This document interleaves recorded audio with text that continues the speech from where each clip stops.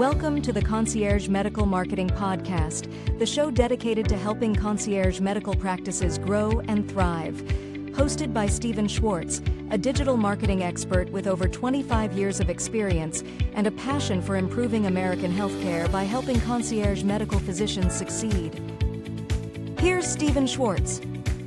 Hello and welcome to the Concierge Medical Marketing Podcast. I'm your host, Steve Schwartz, and it's my pleasure and privilege to have you along today. My guest is Jack Tawil, the CEO and Chairman of MedPod. Jack, thank you for joining us today. Sure. Great to be here. Thank you so much. Really had a great time getting to know you more off camera and can't wait to have our listeners of this podcast to get to know you better, to learn about your background and the amazing work that you're doing with your company, MedPod. So why don't we jump right into this? Please give us your background of where you grew up and what got you interested in medicine and technology and whatnot. Let's start there. Sure. I grew up in Brooklyn, New York, and I was actually not in the healthcare field originally. I was in large retail programs, and I crossed over into healthcare about over 20 years ago. The crossover was actually Walmart. Great. And tell me, what exactly did you do for Walmart? So I was the one who actually went to them with the concept of opening up clinics within their stores. Initially, the thought process was there's 400 or so associates that work in each one of those supercenters, so they could use healthcare. But in addition, they serve so many people, so many patrons. And so if you could take care of the employees, but then open it up to the community and turn it into a community access point, that could really open up healthcare, for the country. Wonderful. And how many stores had these type of clinics under your leadership? So we opened up the initial ones. The first ones that we opened were 23 facilities across 4 states. We started in Florida, quickly expanded into Alabama, Mississippi, Louisiana, some of the most underserved populations in the country. And they were ultimately over 100. When I left, there was over 100 facilities. That was about 2008. And during that same time period, it was a very interesting time for healthcare. When we first got involved, there was about 2% of doctors actually used electronic health record systems. We actually used it across all of our facilities. We were the first, we believe the first in the country to actually do a telemedicine network direct to patients. We ripped up parking lots and sidewalks to lay fiber in the ground in 2004 and 5. I remember getting a call from the CEO of Walmart saying, "What do you have to do with all my parking lots being ripped up?" But we were laying fiber and actually standing up a 4-state telemedicine network in those years, which again, no one ever heard of. Direct to patient. There used to be, hospital to hospital. NASA had a program, right? So, that was in use at the time, but no direct to patient programs. And so we built that. And certainly during that time, there was some other interesting things that we did as well. We formed the Community Care Association, actually was the one who named the category of care convenient care. There was a naming committee. I was the only one that fought for the name. I remember them telling me that I should go back to retail programs. This is healthcare. They're called patients. They're not called consumers. They're not customers. And I said, if you don't actually start treating your patients like customers, you're going to lose your patients. And so a big advocate for patient-centric healthcare. And one of my speeches in 2006 became the basis for the not-for-profit dossier, which they used to model the Health Information Exchange Act on, right until 2009. Wow, what a story. And you said you were with Walmart till 2008, approximately. Yes. What precipitated the move away from Walmart and where did you go after that? So there was a very interesting dilemma that they were facing, right? And even till today, they face that same dilemma in that many of their stores, right, if you take their stores and break them down, about 1/3 of the locations could support a clinic with the need to see about 22 to 25 patients per day to break even. In the model that we were using, our model was a nurse practitioner-based model. And actually in those years, nobody even knew what a nurse practitioner was. And so, we actually built the doctor network, the telemedicine network, to make people comfortable to say you could be seen by the nurse practitioner, but the doctor could come in and confirm the diagnosis, and you can feel comfortable chatting with the doctor, which is exactly what we did. But the 1/3 of the clinics could support, the patient population, right? 22 to 25 to break even. Some location we're seeing 60, 80, 100 patients a day, and we're very successful.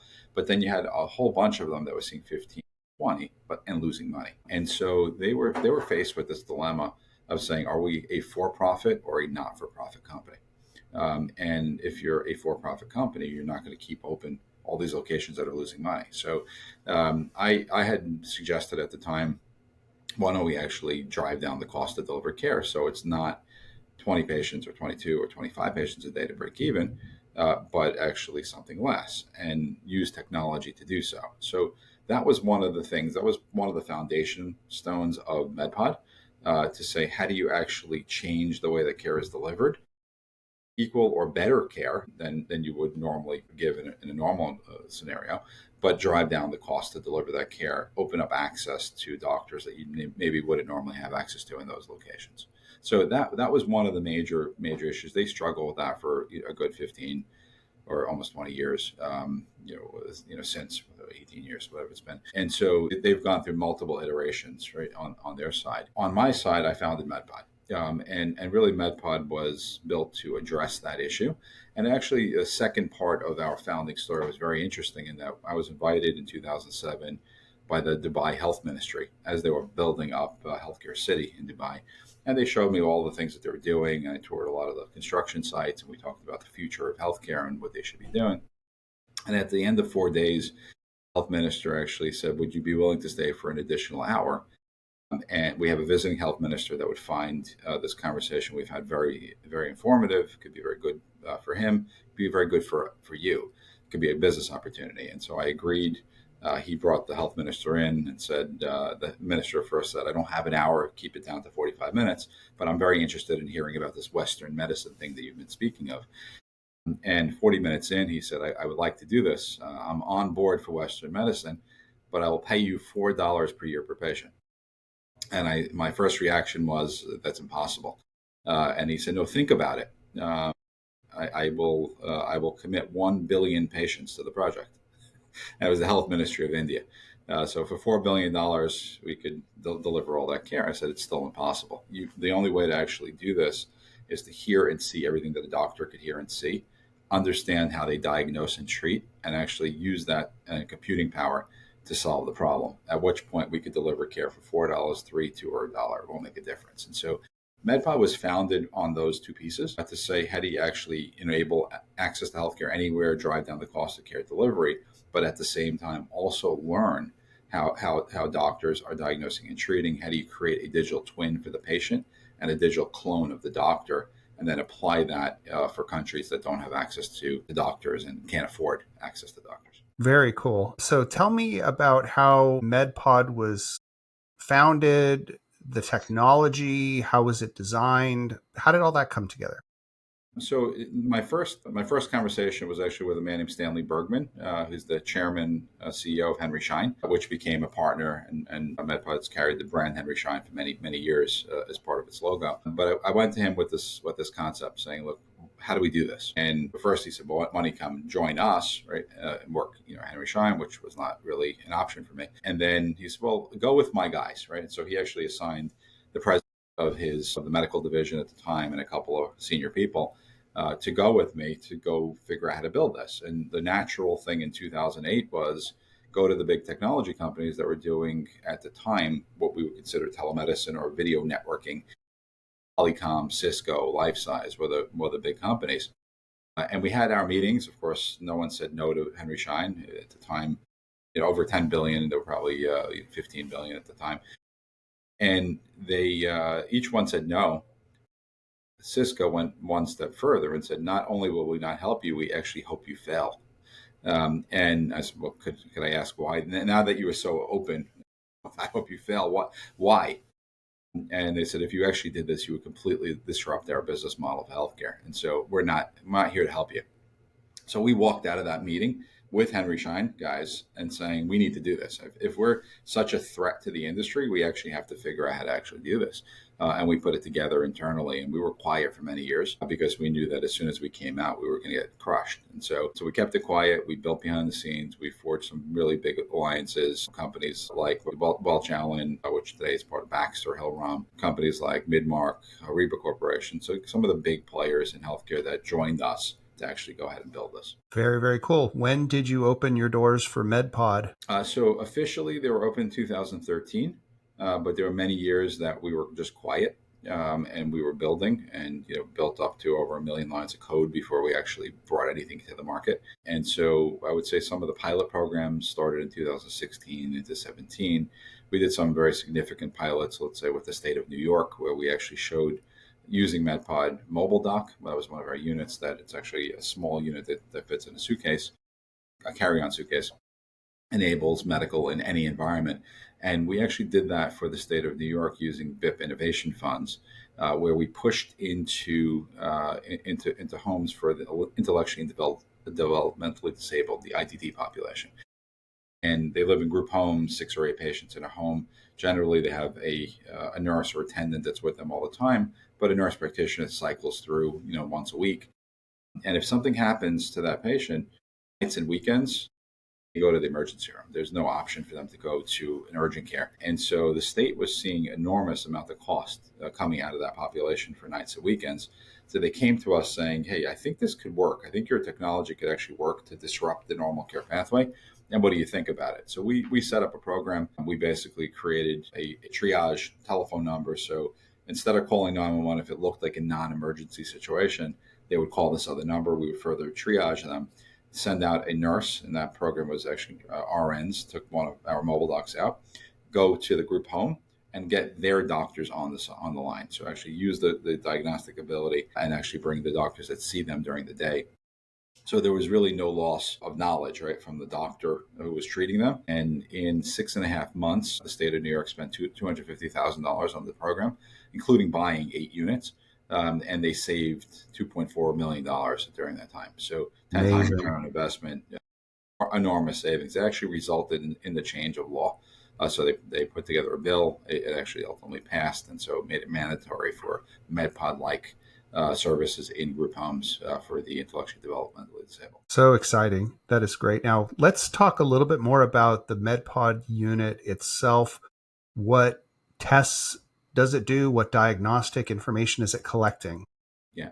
I mean, so it's set up, there's different setups of MedPod units. And so we break our units down into 2 categories. One is inbound patient applications. So it's actually something like what's behind me, this tall cart, similar to what a hospital cart would look like, where the patients are physically coming into a clinic or into a hospital, or even a non-traditional but inbound patient location, right, where the patients are coming in. Then we have the unit like this one that's actually on my other side. I don't know if you can see it. That's the MobileDoc unit that comes out of a suitcase, out of that travel case. And that's for outbound patient applications. We're going out to the patient and meeting them wherever they may be. And wherever they may be could be their home. We've actually done programs where we've done every level of care, anywhere from urgent care, concierge type of care, to actually doing home hospitalization. But it could also be in other environments. It could also be in a community center. It could be in a village that has no access to healthcare. We just did a major program in Malaysia with the National Cancer Society, funded by Intel. And so the ability to really go and literally put medical in any unit that it rolls in, and you turn it on and you actually have the ability to have your doctor in. So it changes the game. And so those are the type of units. We even have a backpack type of unit called the MedPack, more of like an EMS style, a lighter 14-pound backpack, and you can use it for military applications and things like that. So there's many different applications. There's many units that serve those applications, and we do programs anywhere from school programs where the doctor in the local hospital is providing care to a school system. We have one great example in Texas where they have 70 schools have our MedPod units in them. One doctor and 2 nurse practitioners take care of all of the students, all the teachers, all the administrators that actually present at those units. And so thinking about a shortage of healthcare workers, this helps really solve those healthcare workers in that you train a low-level technician, we call them care facilitators, but you could stretch those resources of doctor, nurse practitioner, PA to really see many times. And in that example, it's almost 35 times the stretching 1 to 35. And just a little bit more detail, what medical diagnostics are actually being collected? And does the physician on the other side of the internet connection participate in real time, or do they watch a recording, or how does that work? So it's obviously, it is real time, but we have the ability to store and forward as well, meaning record and then they call in. So generally, all of our units are set up with vitals. We're pretty consistent on best in class. And so we're partnered with Welch Allyn and Massimo. So we would have the vitals from them. So the blood pressure, the SpO2, the temperature, obviously pain score, scale with healthometer, and so stadiometer, so for height. And then we get into different scopes. And so we'll go anywhere from general exam camera, so video scope, where you can actually look at the full body. You could look in the back of the mouth, so it optimizes to check the mouth, to check the teeth, and so on and so forth. Switch the lens, you could go from there and check the ears, so an otoscopic lens. Off of that, you could also go to dermoscope, right? Or dermatoscope rather. So you could check the skin, any type of moles, things like that. We've actually had the head of Sloan Kettering actually say they could diagnose skin cancers with us. And then on top of that, you go, so every one of our units has what I just mentioned, but then there's add-ons. So you could add on EKG, you could add on spirometry, you could add on ultrasound, you could add on X-ray, you could add on colposcopes for women's health, you could go into cognition, concussion, risk of fall, hearing screening, and vision screening, and on and on. So it's pretty significant amount of tools that are attached to it, and that continues to grow. So impressive. I love the fact that you have the base models to get all the typical vitals and then some, real-time activity with the physician or NP on the other side, and recording the data so that you can look back on it and synchronize with an EMR somewhere. It makes perfect sense. So, and then to have all the additional add-on tools based on the patient population you're going to be seeing is great. Kudos to you guys for an amazing product or suite of products that you've created. Yeah, there was one I did forget, which was the stethoscope, which you would say is the obvious, but we have a remotely controlled stethoscope where the doctor could hear everything live, but so could the care facilitator and even the patient, and record that information and remotely modulate the stethoscope. And then we have a very unique tool in which we could actually tell if something is internet-induced noise or artifact, or if it's actually, let's say, pneumonia. And so within about 15 seconds, you could actually rule out that it's internet-induced noise and say, yes, in fact, that is a pneumonia, or it's not pneumonia. Fascinating. I love it. As we've talked about, this is the Concierge Medical Marketing Podcast, and our target audience for this podcast are concierge medical and DPC practitioners. Can you please explain or paint the picture of how medical professionals in the concierge and DPC space can use your MedPod to help them have better patient outcomes, less stress, more profitability? Let's talk about that, please. Yeah, so I would say that first, in that market, we're on some of the largest yachts in the world. So MedPod is actually physically on site. We're on planes, jets, and really in the homes of many very high profile individuals. And so from that one standpoint, there's a higher level of care that can be provided. I mean, we're even working with a major yacht builder to actually have MedPod as an option in every one of the yachts that goes out. And so we definitely have the ability to cater to that market and actually even help and bring together some of the best doctors if you need to augment the doctors, right, availability. And that's actually significant, right? You can have a primary care doctor that's taking care of a building, has a concierge practice, but maybe they need access to the best cardiologist or one of the best in the world or the best pulmonologist, the best whatever it may be. And some of our doctors are ones that are taking care. We have one doctor that takes care of 18 heads of state and some of the best athletes in the world. And so having access to them.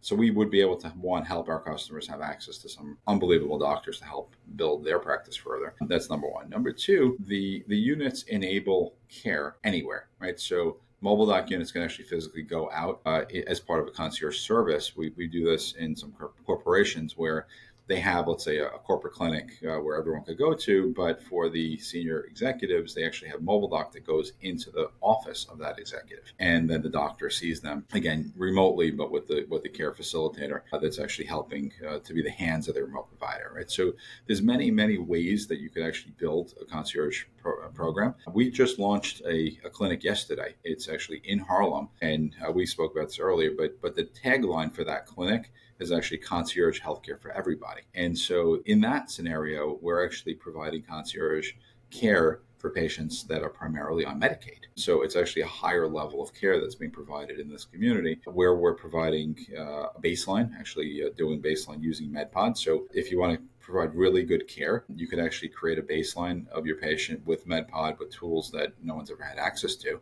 Store that information, create a very rich clinical data set, and so provide better care, having that digital twin of the patient, so that next time they come in, you can look at deviation from the norm. And then on that, really, again, offer better care, and start applying some digital tools to help, right? Essentially, clinical decision support systems and things like that we apply. So in the concierge market, there's a lot of opportunity to build out the practice to make it one better clinical, more access, because you get for access literally anywhere, even down to the patient's home, without the doctor physically having to go into the home. They could actually go ahead and offer it. And then again, just opens up a whole bunch of other aspects of specialists and other pieces.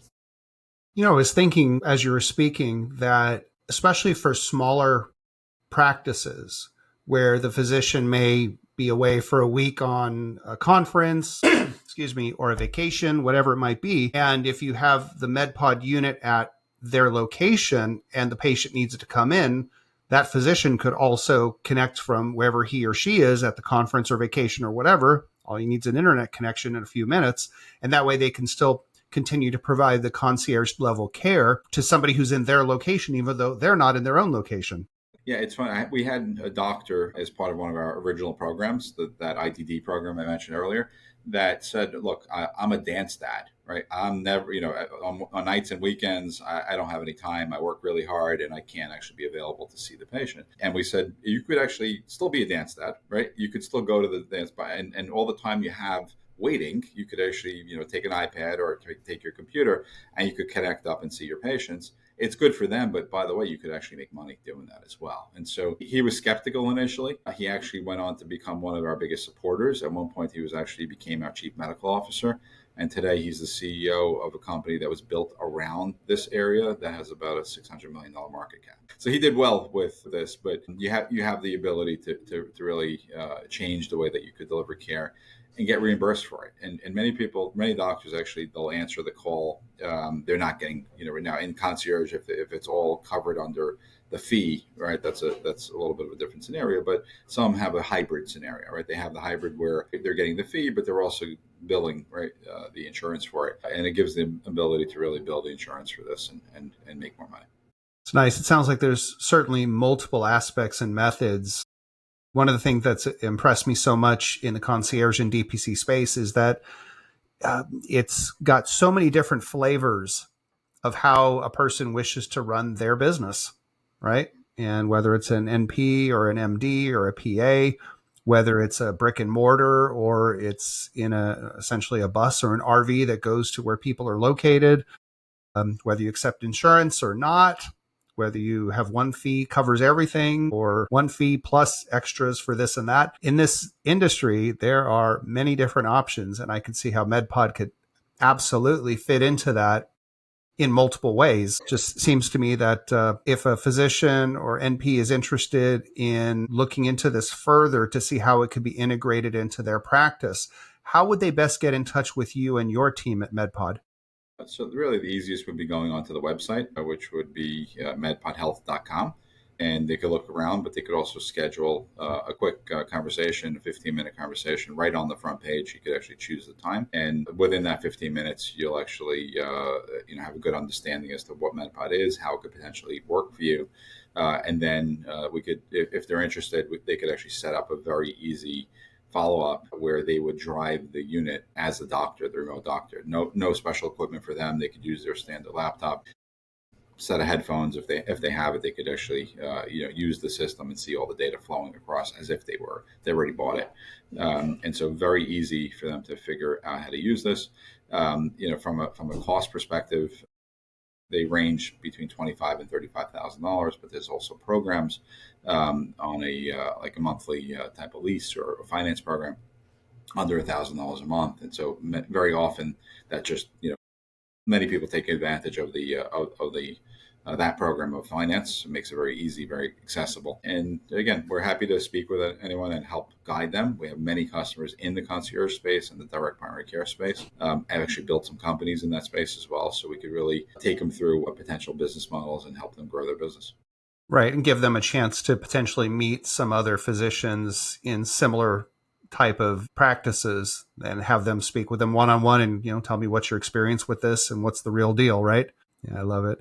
Yeah, in this industry, it's been such a pleasure for me to meet so many people who want to give and want to help and share others to elevate the entire industry and in doing so, elevating healthcare for really everybody. It's so powerful. And, I can't recall talking to any concierge or DPC doctors who truly said, yeah, well, that guy's my competition and I don't want to share with him what I'm doing. Nobody says that. And it's a beautiful thing that there's so much need. And it's, as we all have seen, is so much of a better model that everybody can win and everybody can improve and provide better care for the patient, and hopefully for a lot less stress, aggravation, and expense for the practitioner themselves. 100%. Yeah, I mean, from our perspective, we could help them grow their business. We're seeing more and more on the concierge side that it's a hybrid model. It's not just we don't take insurance anymore, but they are still taking some sort of reimbursement. But yet they're offering a higher level for their clients or patients that actually sign up for the concierge piece of it. And then you have other practices that are really going into I'm taking care of all my high net worth individuals, and I'm their doctor on their yacht and their plane and things like that. So it's quite a bit of opportunity. And there's an enormous opportunity to take care of corporations in the backyard of those doctors. Oh, absolutely. So often the folks I talk to may have a couple hundred, mom and pop couples and families, but they also sign up entire employer groups, 20, 50, 100, 500, patients who are employees of those companies. And all of a sudden you can go from a light to a very full panel, and you need to hire more people to scale and be able to cover the employer group that just came on board. Right. Yeah. But we like to say with MedPod, you don't have to build a bigger office, right? You could just literally have these MedPod MobileDoc units and send them out into the field, right? So it's actually delivering care anywhere in any location. And so all of a sudden that corporation, a conference room turns into a medical office, very, very quickly. Nice. Well, as we talked about before, Concierge Medical Marketing is the marketing arm of this podcast business. And we offer 3 different programs for our clients based on where they are in their particular business and their story. And the first is transition for a physician who may have a practice with a couple thousand patients who decides, I don't want to see 50 or 75 patients a day anymore. I can't do it. And they need help transitioning to a concierge or DPC model. We can assist with that. The second is growth. And that's obviously for a practice who needs more patients to fill their panel, or perhaps if they're full, they want to bring aboard more patients to hire more practitioners to grow a bigger business. We can help with growth. And number 3 is what we call nurture, and the idea of staying in touch with your patients, your waiting list, with emails and text messages and with advertisements and posts on the internet, just so that people continue to see the name and face of their concierge or DPC doctor, feeling good about their investment. And so it's one more thing that can be done so that when the year rolls around, it's time to write another check for the year, that more and more of those people are going to sign up and renew for the next year. So that's what we offer through Concierge Medical Marketing.